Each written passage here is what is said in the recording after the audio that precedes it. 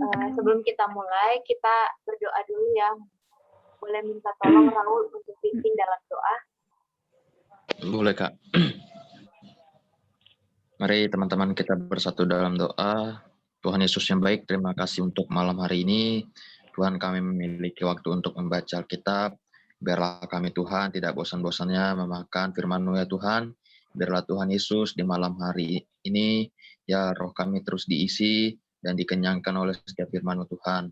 Tuhan, biarlah kami terus mendapatkan dan terus merasakan ya Tuhan, lapar dan haus akan firman-Mu Tuhan.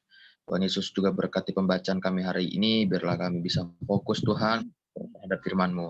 Hanya dalam nama-Mu kami telah berdoa dan mengucap syukur. Amin. Amin, puji Tuhan.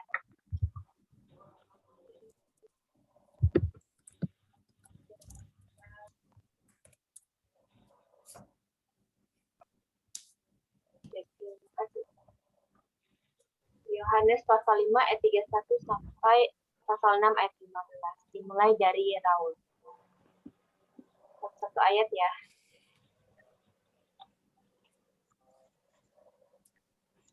Ayat 31 ya, Pak? Ya. 31. Oke. Kalau aku bersaksi tentang diriku sendiri, maka kesaksianku itu tidak benar. Amin. Ayat kedua, ada yang lain bersaksi tentang aku dan aku tahu bahwa kesaksian yang diberikannya tentang aku adalah benar.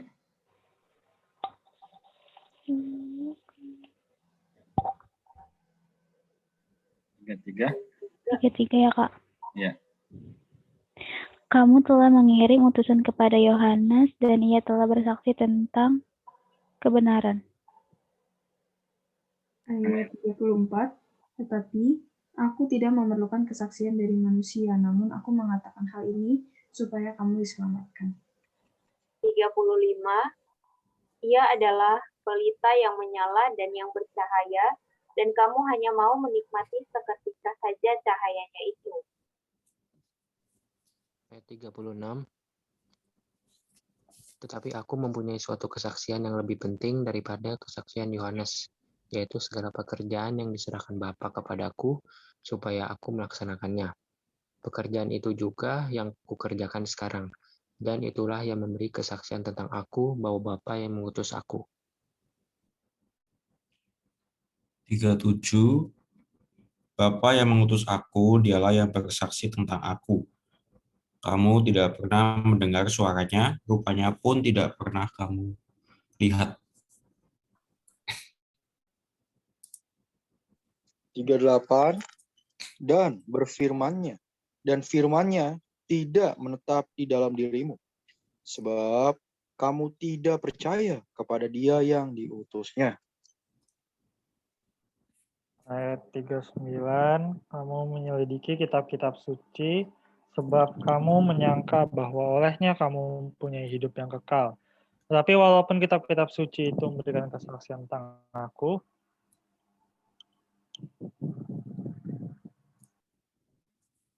Wahyu ayat 40.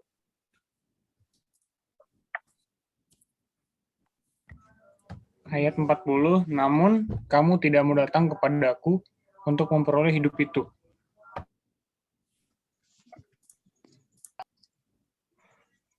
Aku tidak memerlukan hormat dari manusia.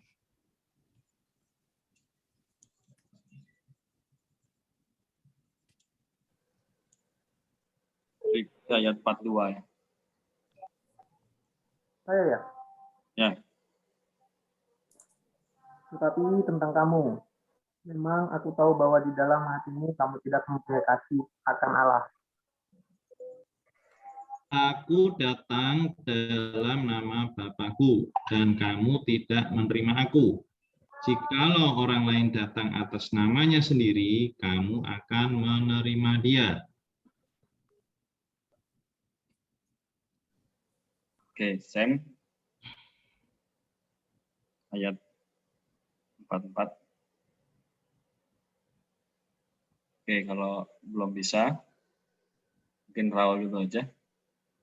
Ada Oza ya, Oza sudah bisa? Maaf Kak, baru join ayat berapa ya Kak? ayat 44. Pasal berapa ayat berapa, Kak? Pasal 5 ayat 44. Yohanes ya, Kak? Ya. Yohanes pasal 5 ayat 44. Sebab Yesus sendiri telah bersaksi bahwa seorang nabi tidak dihormati di negerinya sendiri.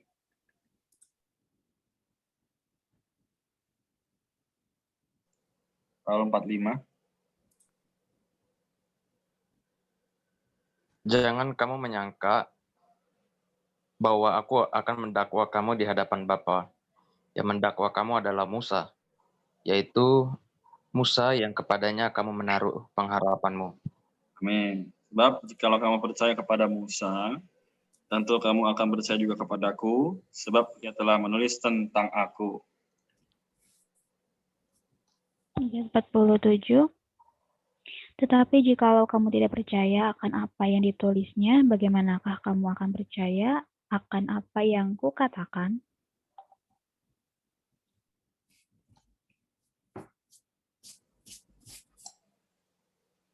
Aku ya, Kak. Ya. Pasal 6 ayat 1. Sesudah itu Yesus berangkat ke seberang danau Galilea, yaitu danau Tiberias. Ayat 2, orang banyak berbondong-bondong mengikuti dia, karena mereka melihat mujizat-mujizat penyembuhan yang diadakannya terhadap orang-orang sakit. Ayat 3.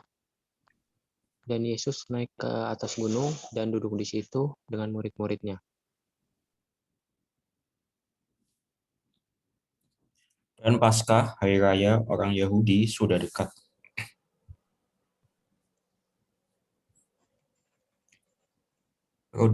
Ayat 5, ketika Yesus memandang sekelilingnya dan melihat bahwa orang banyak berbondong-bondong datang kepadanya, berkatalah ia kepada Filipus, "Di manakah kita akan membeli roti, supaya mereka ini dapat makan?"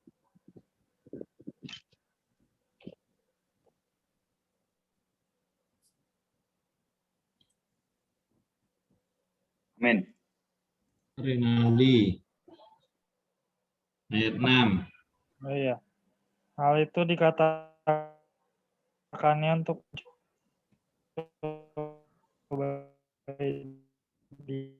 dia, sebab dia sendiri tahu apa yang hendak Amin. Ayat 7, jawab Filipus kepadanya, roti seharga 200 dinar tidak akan cukup untuk mereka ini, sekalipun masing-masing mendapat sepotong kecil saja. Seorang dari murid-muridnya, yaitu Andreas, saudara Simon Petrus, berkata kepadanya. Amin. Di sini ada seorang anak yang mempunyai 5 roti jelai dan 2 ikan. Tapi, apakah artinya itu untuk orang sebanyak ini? Kata Yesus, suruhlah orang-orang itu duduk.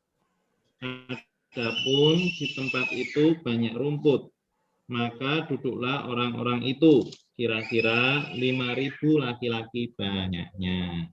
Amin.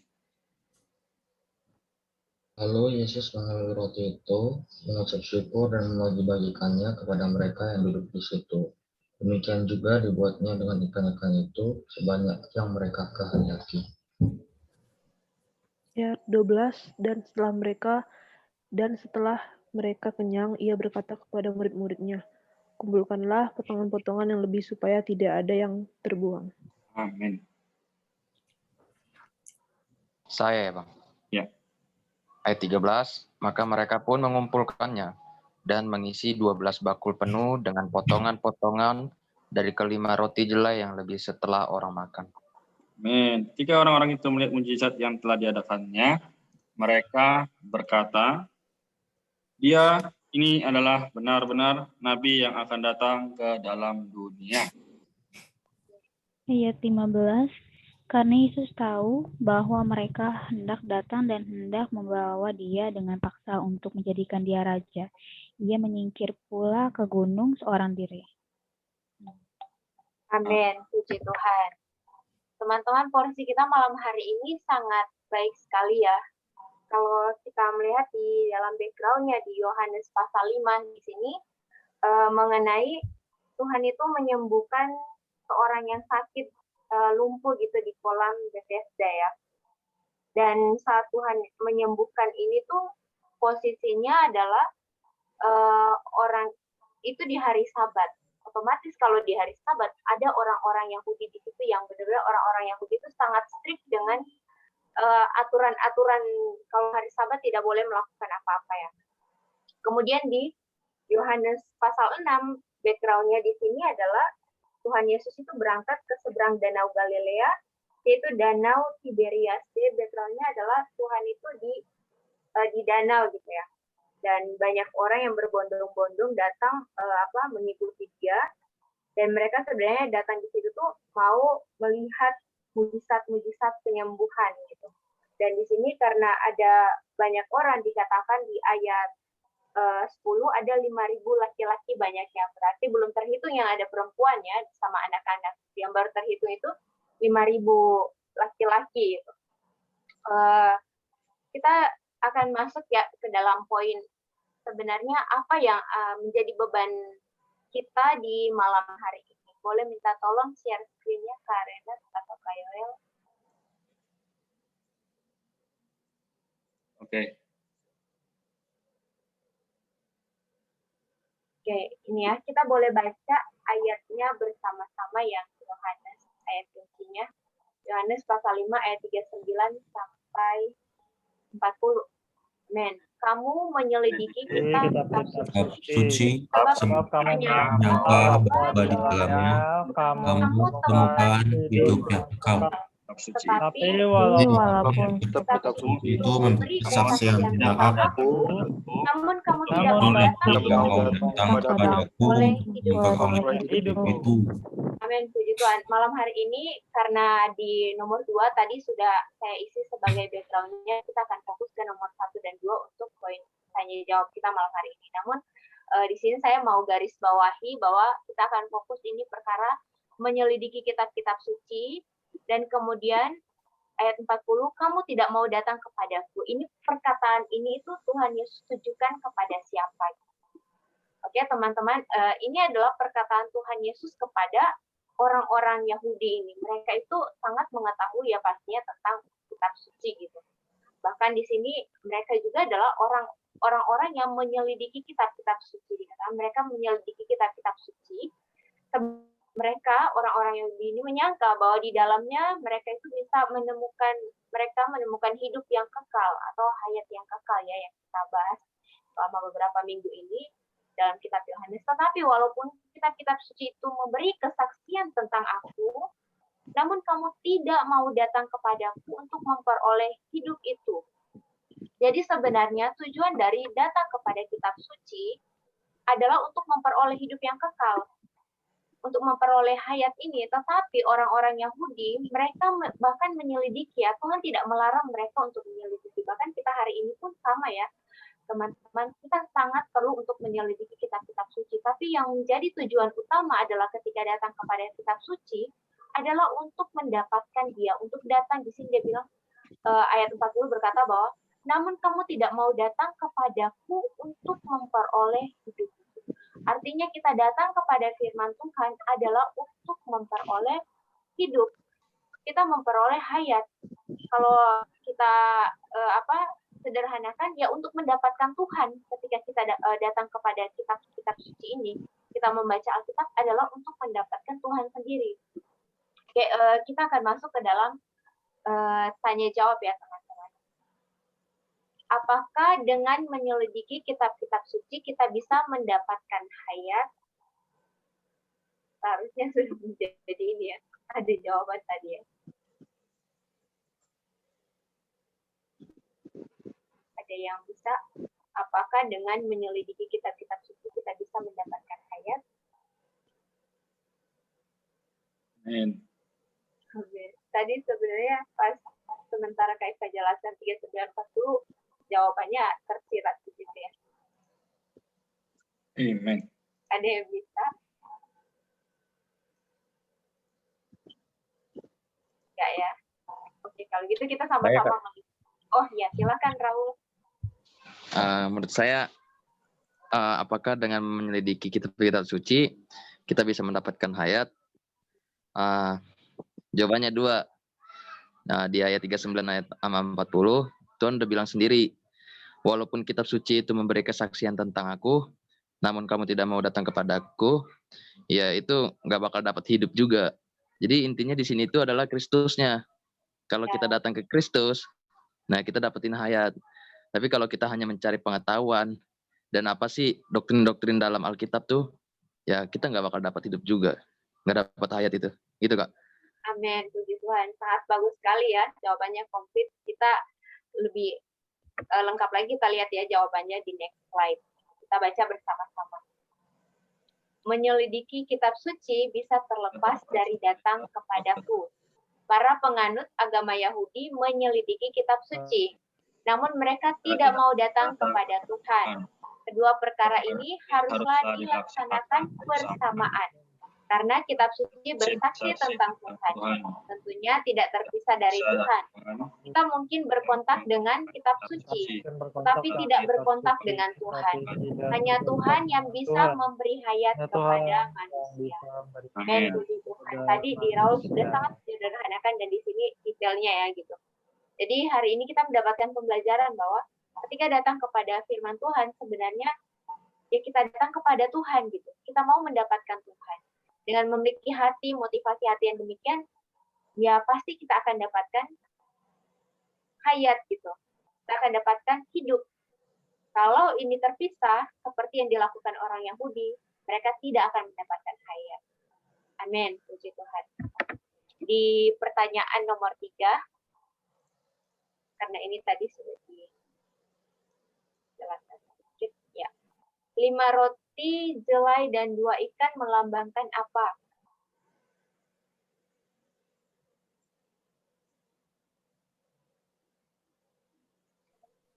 Adakah? Amin. Atau mungkin di sini karena ada yang belum punya ini ya, catatan kaki. Sebenarnya jawabannya ada di catatan kaki. Jadi sebelum kita jawab ini, saya juga mau bertanya nih, karena konteksnya ada di dalam ayat ini.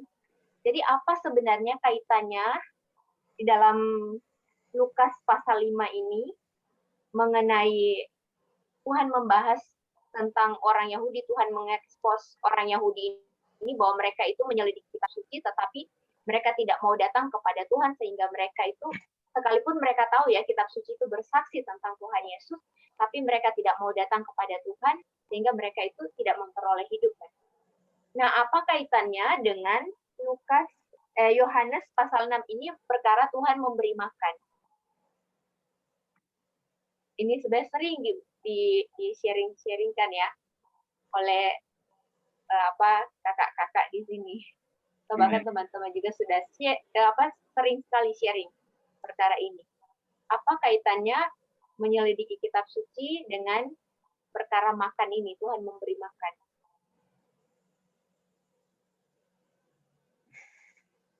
Atau berat? Makan firman, Pak. Wahyu? Iya, sering dikaitkan dengan makan firman kan ya. Firman adalah makanan kita setiap hari gitu.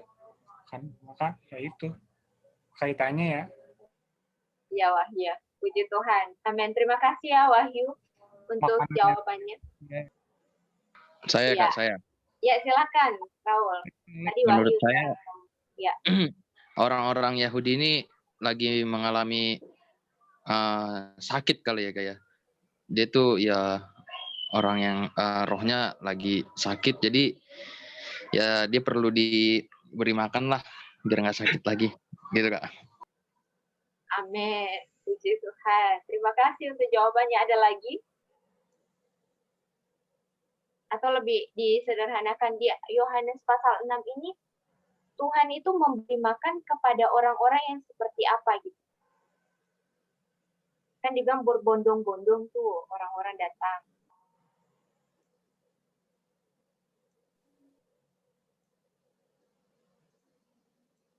Orang-orang yang bagaimana?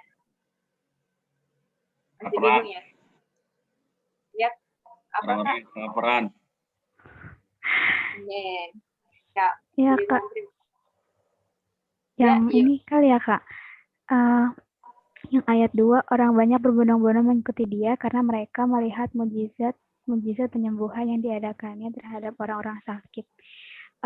Kayak ibarat katanya kayak mereka tuh kalau dalam hubungannya dengan firman Tuhan kayak haus akan firman gitu kali ya, Kak, mungkin. amin. Puji Tuhan. Terima kasih untuk jawabannya. Teman-teman dari Wahyu, dari Raul, karena juga dan benar sekali kalau kita lihat secara ini ya, bahwa perkara menyelidiki kitab suci ini itu sangat erat kaitannya dengan perkara makan ya, benar sekali yang waktu bilang tadi juga teman-teman, bahwa karena kita bisa lihat ya, Tuhan ini sebelum Tuhan itu berangkat ke seberang danau itu kan di situ yaitu Danau Tiberias, orang banyak berbondong-bondong mengikuti dia gitu. Berarti sebelum kan sudah itu Yesus berangkat ke seberang danau yaitu danau. Jadi seberang situ tuh pas di daratan itu di situ banyak orang gitu. Artinya hari ini sebenarnya di daratan kita pun ya hidup di daratan ini banyak sekali orang yang kelaparan. Gitu. Orang yang kelaparan sehingga perlu diberi makan. Kelaparan di sini tuh ya ketika ini kayak mereka yang tadi Yudis bilang kan, mereka itu mau melihat mujizat, mereka itu ya melihat Tuhan Yesus melakukan mujizat, bahkan mereka itu ya maunya melihat gitu kan. Sebenarnya mereka itu kelaparan. Gitu. Mereka mau bukan kelaparan yang ini ya, tapi secara rohani itu mereka sebenarnya lapar.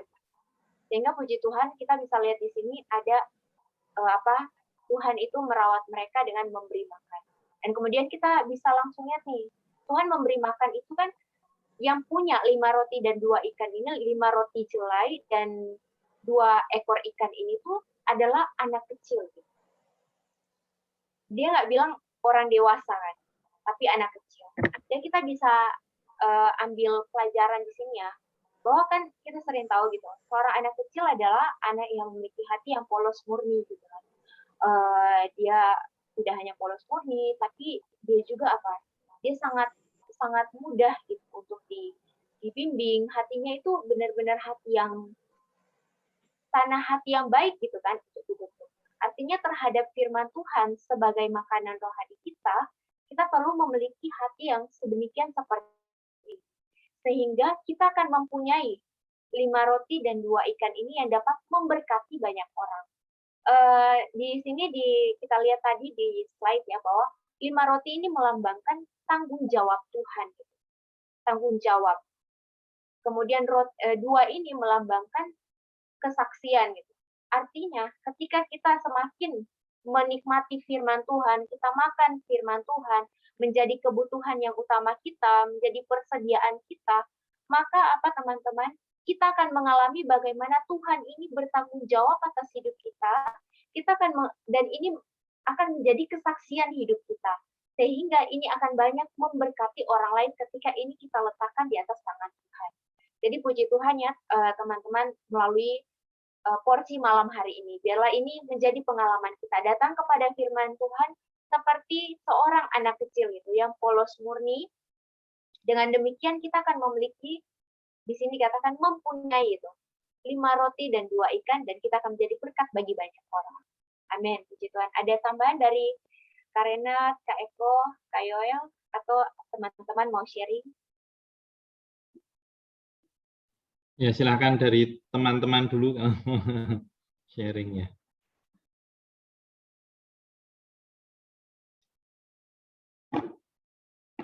Menurut Wahyu, apa sih sebenarnya kenapa ya? Saya tanya kenapa di pasal 15 itu katakan bahwa karena Yesus tahu bahwa mereka hendak datang dan hendak membawa dia dengan paksa, ya, menjadikan dia raja yang menyingkir lagi ke gunung seorang diri. Ayo, kenapa? Wahyu bisa dapat nggak di sini? Pasal 6 ayat 15. Apa? Agak terputus tadi. Oke, saya kasih sekalian ini ayatnya ya.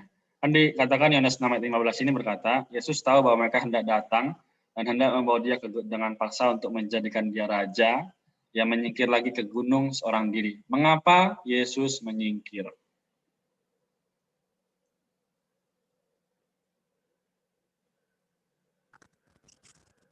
Oh ya.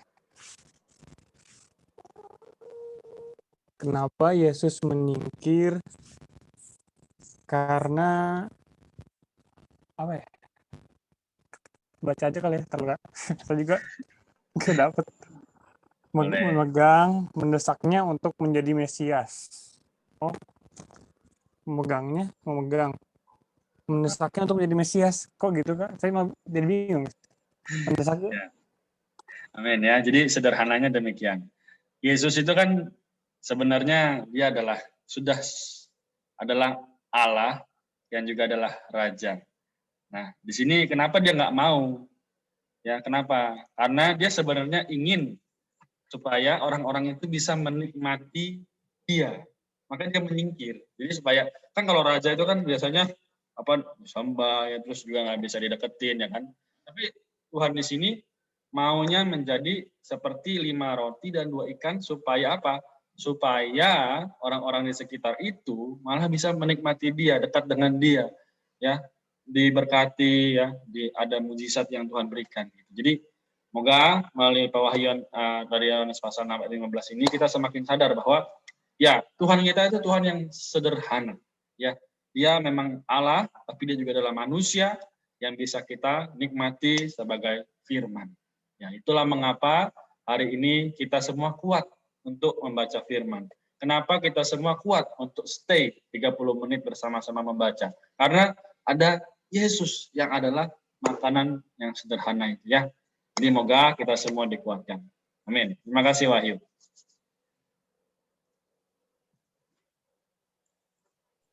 Ya, mungkin saya nambahkan sedikit untuk mempoint out tadi ya yang sudah dijelaskan sama Kak Iva. Ayat pasal 5, ayat mungkin kita baca ayat 37, 38, 39, 40 ya. Untuk kita agak sedikit tahu background-nya. Di situ dikatakan yang mengutus aku, dialah yang bersaksi tentang aku. Kamu tidak pernah mendengar suaranya, rupanya pun tidak pernah kamu lihat. Ya kan? Dan firman-Nya tidak menetap di dalam dirimu, sebab kamu tidak percaya kepada Dia yang diutusnya. Itu mengacu kepada Tuhan itu sebenarnya mengecam ya orang Farisi, ahli-ahli Taurat. Walaupun mereka itu mempelajari kitab suci, ya kan, mereka mengerti kitab Taurat, tetapi ketika Tuhan datang, ya, yang dinubuatkan oleh kitab Taurat itu datang, justru seolah-olah mata mereka ini tertutup. Mereka ini tidak percaya kepada Tuhan, ya, bahkan menolak Tuhan. Bahkan ini ingin ya membunuh Tuhan, ya kan? Ini sebenarnya Tuhan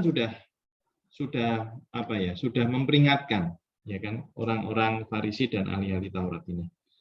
Nah, kenapa kok mereka bisa begitu? Mereka belajar kitab suci, mereka mempelajari nubuat-nubuat tentang kedatangan Mesias, tetapi ketika Mesias itu datang, mereka tidak mengenal. Mereka bahkan menolak. Nah, itu ayat 39 dan 40. Ini penting. Di sini dikatakan, kamu menyelidiki kitab-kitab suci sebab kamu menyangka bahwa olehnya kamu mempunyai hidup yang kekal. Ya. Jadi dalam bayangan orang Farisi ahli Taurat, untuk mendapatkan hidup yang kekal, untuk mendapatkan hayat yang kekal itu dengan mempelajari kitab suci. Tetapi Tuhan mengatakan, tetapi walaupun kitab-kitab suci itu memberi kesaksian tentang aku, ya, namun kamu tidak mau datang kepadaku untuk memperoleh hidup itu, ya, untuk memperoleh hayat itu, ya. Jadi ini memberi sebuah peringatan juga kepada kita supaya kita tidak menjadi orang Farisi waktu membaca Alkitab. Artinya hanya mau pengetahuan saja, tetapi tanpa berkontak dengan pribadi yang diwahyukan di dalam kitab suci itu. Ya, ini tidak boleh terjadi di dalam kehidupan kita. Ya, kalau terjadi ya kita mengulangi sejarahnya orang Farisi, ya, kita tahu banyak tentang firman, Tapi kita pribadi tidak datang kepada Tuhan. Nah, sikap yang tepat seperti apa? Nah, sikap yang tepat adalah ketika kita datang pada firman, ketika kita membaca Alkitab, jalan terbaik itu adalah membaurkan atau apa ya istilahnya itu sambil membaca kita juga berdoa. Di dalam batin kita berdoa. Ya.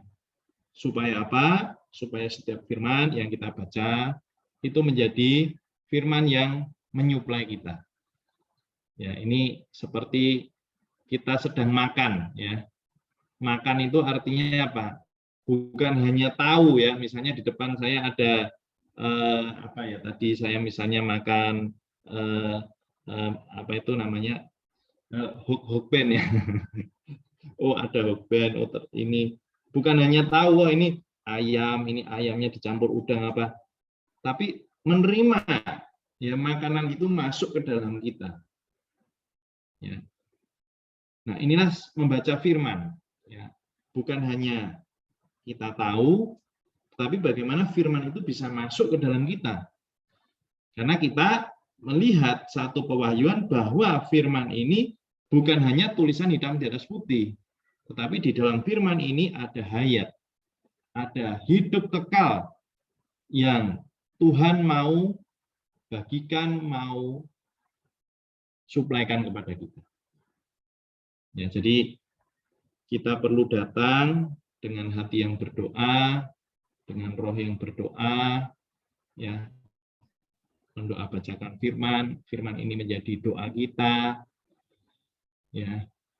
Nah, ini nanti satu kesempatan boleh kita pakai waktu untuk belajar mendoakan firman Tuhan, ya, mendoa bacakan firman Tuhan, ya. Tapi karena malam ini sudah 9.33, saya pikir cukup, ya. Nanti lain kesempatan kita bahas besok. Puji Tuhan. Amin, puji Tuhan. Terima kasih Kak Eko juga teman-teman. Semoga ini menjadi pengalaman kita. Tiap hari kita sudah membaca firman Tuhan ya teman-teman. Tapi seperti yang Kak Eko pesankan tadi juga, sharingkan bahwa ketika kita datang kepada firman Tuhan, tujuan kita tidak untuk tidak hanya menyelidiki kitab firman Tuhan, tapi sebenarnya ketika kita datang kepada firman Tuhan secara praktisnya adalah kita mendoakan apa yang kita baca juga sehingga apa yang kita baca ini menjadi satu suplaian, satu persediaan gitu, menjadi isi kita. Sehingga kita dapat mengekspresikan bersaksi apa yang telah kita nikmati, apa yang telah kita makan ya. Menjadi gizi dan nutrisi bagi kita. Amin.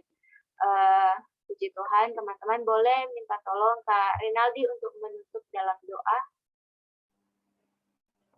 Oke. Mari teman-teman kita tutup bacaan kitab hari ini dalam doa. Amin. Tuhan Yesus, sungguh mengucap syukur Tuhan atas firman yang bisa kami nikmati. Tuhan, biarlah setiap firman yang kami baca bukan hanya sebagai Tuhan pengetahuan hitam di atas putih, melainkan bisa menjadi hayat kami Tuhan. Firman-Mu bisa terus kami nikmati, bisa menjadi makanan rohani kami Tuhan. Tuhan, sehingga kami orang-orang yang lapar bisa dipuaskan melalui setiap firman-Mu.